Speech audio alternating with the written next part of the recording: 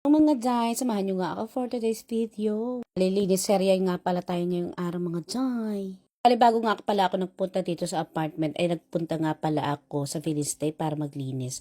So nag-start nga pala ako ng alas 6 doon mga Jai, no? Ay habang nga ako naglilinis sa Philistay kanina mga Jai, ay kinausap ako ng may-ari. Very concerned nga siya sa aking pagbubuntis. Nga rin siya apektado, baka daw ako yung mga anak ng di oras. Nagda-doubt nga siya, baka daw ay wala daw ako kapalitan. Todo alalay nga rin sa akin ng aking kliyente. Tanong niya nga ako kanina mga Jai kung meron ba ako kakilala na pwede mag-substitute sa akin in case na mga anak nga ako. Tutuusin nga ay titigil nga ako sa bandang second week ng December. Pero hindi sigurado mga Jai. Kasi itong pangalawang kong anak ay mas maaga nga kaysa kay Sarah ay wag naman nawa. Naisip ko nga kanina yung aking kaibigan. Ngayon naiisip ko na pwede pumalit sa akin. Gusto ko nga ang pumalit din sa akin ay Pinoy lang din mga Jai. Tagalinis naman talaga sa Philistay o doon sa kanilang mga businesses mga Jai ay mga Pakistani. Pero ayaw ko nga sa kanila mga Jai dahil iba talaga ang linis ng mga Pinoy. Sumang-ayon naman sa akin yung kaibigan ko kung pwede ba siya ang mag-substitute sa akin.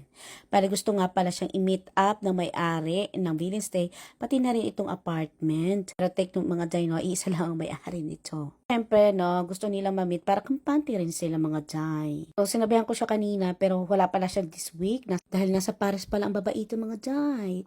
O, diba? Kahit tagalinis ka lang dito, aba, bongga ang mga travel mo, no? Mga kalapit mong bansa ay talaga mapupuntahan mo mga Jai. Kaya hindi mo pwede kaya-kayanan ng mga tagalinis dito mga Jai dahil sila talaga yung mapapera. Charot. Yan pala yung mga produkto na aking ginagamit. Bekeneman, no? So, hindi to endorsement dahil kunti pa lang ang ating followers mga Jai. So, kailangan pa natin magparami ng followers para marami tayong endorsement mga Jai. Pala yung paborito kong area dito sa bahay nila ang kanilang bathtub, ang kanilang bathroom. Hindi ko alam. Ang sarap lang nilinisin, no? Kapag niwawash mo ng, ng tubig, you know? So, yung iba ayaw ng bathroom, ayaw ng mga toilet, ganyan. Yun ang gusto ko mga Jai. Nandun kasi ang germs. At saka ito naman apartment nila Jai ay 2 hours ang maximum na binigay sa akin na oras para matapos ko ang linis ito. Pero hindi ko naman ito natatapos sa 2 hours mga dip. Minsan isang oras, minsan isa't kalahating oras. Kasi hindi naman ganun kadumi mga dip. Tulad nga nasasabi ko dati sa aking mga video, no, kung nanonood kayo dati. No, wala naman sila mga anak. 2 aso lang yung lagi nilang alaga at kasama dini. So hindi naman yung masyado nagkakalat. So yung mga bok-bok nila, mga kunti-kunti lang yun kasi hindi naman sila mabalahibong aso. Dito, hindi naman madumihin yung mag-asawa, no? Very ma-clean talaga sila.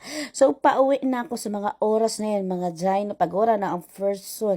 Dahil kanina pa tayo gising, mga Jai, no? So, yun lamang. Jai, Jai.